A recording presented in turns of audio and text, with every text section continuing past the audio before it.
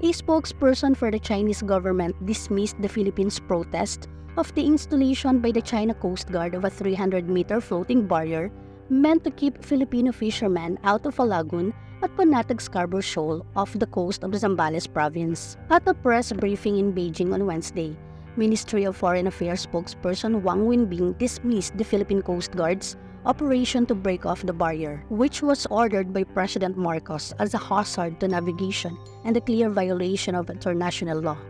According to Wang Wenbin, "I'd like to emphasize that Huangyandao, Chinese for Panatag, has always been a Chinese land. What the Philippines did appears to be nothing more than self-amusement." Huang responded to the reporter's query during the briefing. He stated that China will continue to safeguard our territorial sovereignty and maritime rights and interests over Huangyandao. The Philippine Coast Guard stated that the CCG or the Chinese Coast Guard later dismantled the remainder of the barrier, which Wang did not deny. Since 2012, standoff that prompted the Philippine government to file a case against Beijing before the International Arbitration Court. China has kept Filipino fishermen out of the shoal's lagoon. The arbitral award issued in 2016 reaffirmed the Philippines' 370-kilometer exclusive economic zone in the West Philippine Sea, including Panatag, and rejected China's sweeping claim in the South China Sea as having no legal basis in international law.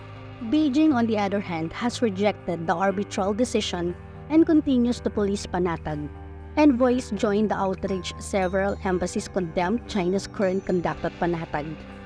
As for the installation of floating fences in the waters around Scarborough Shoal, Japan strongly opposes any actions that increase tensions in the South China Sea, stated Japanese Ambassador Koshikawa Kazuhiko in a post on Monday.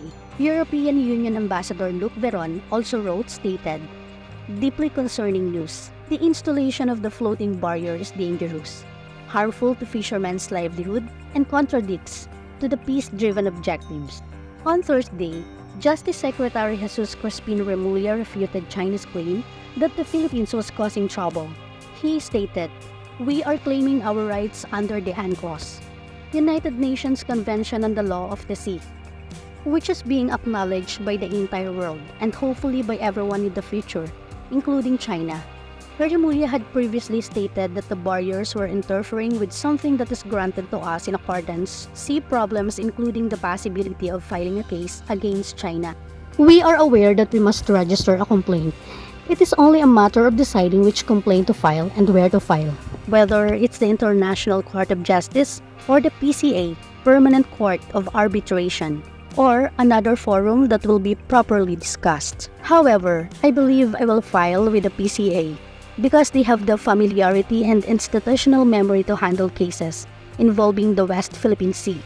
The Philippine Coast Guard also stated earlier this month that China's vessels had badly damaged the corals in Rizul Reef near the Kalayaan Island Group, owing to anchoring and harvesting activities. Remulla stated that it was past time to initiate a complaint against China before international tribunals for suspected extensive coral harvesting and reef devastation in the West Philippine Sea.